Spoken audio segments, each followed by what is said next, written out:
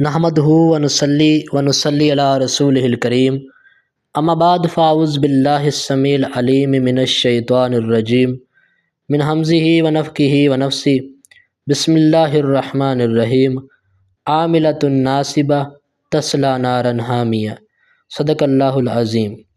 اللہ تعالیٰ نے اپنے پاک کلام میں فرمایا عاملۃ ناصبہ، عمل کر کر کے تھک جانے والے۔ اتنے عمل ہوں گے کہ زمین سے لے کے آسمان تک ان کے نیک اعمال ہوں گے۔ اللہ فرما رہا ہے تصلی نارا حامیہ، میں ان کو جہنم کی بھڑکتی ہوئی آگ میں ڈال دوں گا۔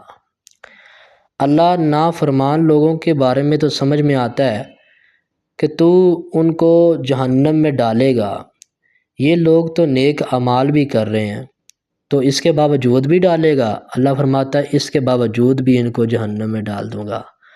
اللہ اس کی وجہ کیا ہے؟ اللہ کہتا ہے اس کی وجہ نہیں ہے بلکہ وجوہات ہیں۔ وجوہات میں سے ایک وجہ جو آج میں نے آپ کے سامنے رکھنی ہے وہ آپ نوٹ کریں۔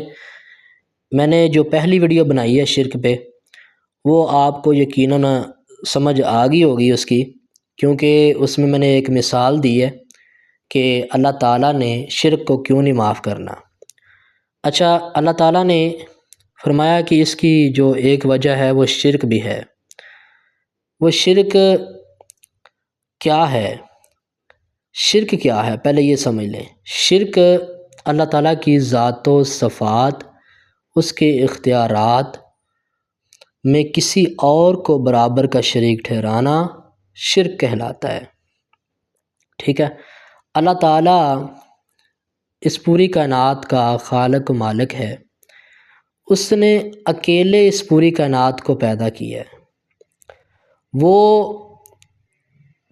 پیدا کرنے کے لیے اس کائنات کو کسی کا محتاج نہیں ہے، اس کو کسی کی ضرورت نہیں پڑی، اس کائنات کو بنانے میں اس کو کسی کی ضرورت نہیں پڑی۔ وہ اکیلا ہے، وہ ہمیشہ سے ہے، ہمیشہ رہے گا۔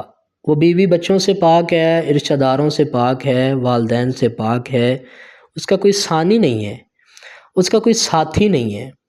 وہ واحد ہے، احد ہے، لا شریک ہے۔ اللہ تعالیٰ کی یہ ذات ہے، تو ذات میں اس کا کوئی شریک نہیں۔ اب لوگوں نے جو اللہ تعالیٰ کے ساتھ شریک ٹھہرائے ان کے بارے میں آپ کو بتانا ہے کہ ہمارے جو مسلمان ہیں انہوں نے ایک جملہ بولا ہے نور من نور اللہ۔ اس کا مطلب کیا ہے؟ اس کا مطلب یہ ہے کہ اللہ کا نور ہے نبی کریم صلی اللہ علیہ وسلم۔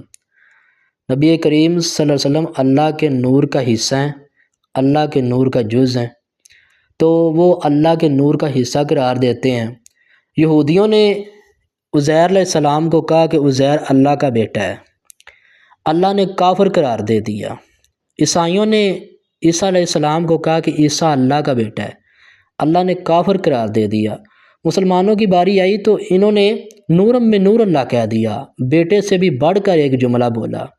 تو مسلمانوں یہ جملہ جو ہے یہ شرکیہ ہے، آپ اس سے گریز کریں۔ دوسرے نمبر پہ مسلمان ایک اور غلطی کرتے ہیں، گناہ کرتے ہیں، یہ مزاروں پہ جا کے سجدے کرتے ہیں۔ سجدہ صرف میرے اللہ کو جچتا ہے، اللہ کو ہی لائق ہے، وہ وحدہ لا شریک ہے، اور سجدہ بھی اسی کو ہی جچتا ہے۔ نبی کریم صلی اللہ علیہ وسلم نے فرمایا اگر میں اللہ کے سوا کسی اور کو سجدہ کرنے کی اجازت دیتا تو وہ میں عورت کو دیتا، وہ اپنے خامد کو کرتی، لیکن اللہ کے سوا کسی اور کو سجدہ جائز نہیں ہے۔ نبی کریم صلی اللہ علیہ وسلم نے اپنی وفات سے چند دن پہلے دعا کی یا اللہ میری قبر کو سجدہ گاہ نہ بنانا۔ اللہ تعالیٰ نے دعا قبول کی اور الحمدللہ وہ اہل حدیثوں کے سپرد وہ آگی نبی کریم صلی اللہ علیہ وسلم کی قبر۔ آج بھی وہ نبی کریم صلی اللہ علیہ وسلم کی قبر کی حفاظت کر رہے ہیں اور قیامت تک انشاءاللہ حفاظت کریں گے، شرک نہیں ہونے دیں گے، سجدہ نہیں ہونے دیں گے۔ اللہ تعالیٰ نے نبی کریم صلی اللہ علیہ وسلم کو رحمت للعالمین خاتم النبیین بنا کے بھیجا ہے، لیکن نبی کریم صلی اللہ علیہ وسلم بھی اللہ تعالیٰ کی ذات میں شریک نہیں ہے۔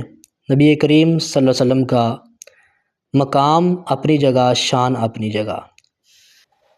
اب لوگ کہتے ہیں جی اللہ ایک ہے، ہم مانتے ہیں، اللہ سنتا بھی ہے، ہم مانتے ہیں، لیکن اللہ ڈائریکٹ نہیں سنتا۔ کیسے سنتا ہے جی اللہ؟ وہ کہتے ہیں کہ یہ جو بزرگ ہمارے ہیں نا، یہ ہمارے سفارشی ہیں، یہ ہماری سفارش کریں گے تو وہ اللہ ہماری سنے گا، ہم گناہ گار ہیں، ہماری اللہ سنتا ہی نہیں۔ تو اللہ تعالیٰ قرآن میں فرما رہا ہے کہ اے نبی صلی اللہ علیہ وسلم، جب میرے بندے تم سے میرے بارے میں سوال کریں تو فرما دیجئے میں تو ان کی دعائیں قبول کرنے والا ہوں۔ تو اللہ تعالیٰ نے ایک اور مقام پہ فرمایا، میں اپنے بندے کی شاہ رگ سے بھی زیادہ قریب ہوں۔ اللہ تعالیٰ اپنے سننے کے لحاظ سے، اپنے سننے کی قدرت کے لحاظ سے شاہ رگ سے بھی زیادہ قریب ہے، اپنے علم کے لحاظ سے شاہ رگ سے بھی زیادہ قریب ہے۔ اللہ فرماتا ہے اندھیری رات ہو، پتھر پہ چلنے والی کیڑی کے قدموں کی آواز بھی میں اپنی قدرت سے سنتا ہوں۔ بیٹھا عرش پہ ہے لیکن وہ سن رہا ہے، اپنی قدرت سے سن رہا ہے، وہ سمیع و بصیر ہے۔ اللہ تعالیٰ پوری کائنات کا خالق ہے، تو لہٰذا اس میں کسی کو شریک ٹھہرانا یہ بہت بڑا ظلم ہے۔ ان الشرک لظلم عظیم۔ اللہ تعالیٰ نے قرآن مجید میں فرمایا وَمَن يُشْرِكْ بِاللَّهِ فَقَدْ حَرَّمَ اللَّهُ عَلَيْهِ الْجَنَّةَ، جس نے میری ذات و صفات کے ساتھ شریک ٹھہرایا میری جنت اس پہ حرام ہو گئی۔ میں نے جیسا کہ پہلے آیات کی تلاوت کی ہے، عاملۃ ناصبہ تصلی نارا حامیہ، عمل کر کر کے تھک جانے والے جہنم کی بھڑکتی ہوئی آگ میں ڈالے جائیں گے۔ اللہ تعالیٰ نے ادھر شرک کی جو وجہ بیان کیا، میں نے وہ آیت بھی پڑھ کے آپ کو سنا دی ہے، وَمَن يُشْرِكْ بِاللَّهِ فَقَدْ حَرَّمَ اللَّهُ عَلَيْهِ الْجَنَّةَ۔ اللہ فرماتا ہے کہ جس نے میری ذات و صفات کے ساتھ شریک ٹھہرایا میری جنت اس پہ حرام ہو گئی۔ یعنی مشرک کے اوپر اللہ کی جنت حرام ہے۔ اللہ تعالیٰ نے تمام گناہوں کو اپنی رحمت سے معاف کر دینا ہے، لیکن شرک کو اللہ تعالیٰ نے معاف نہیں کرنا۔ تو شرک بہت بڑا ظلم ہے، اس سے ہمیں بچنا چاہیے۔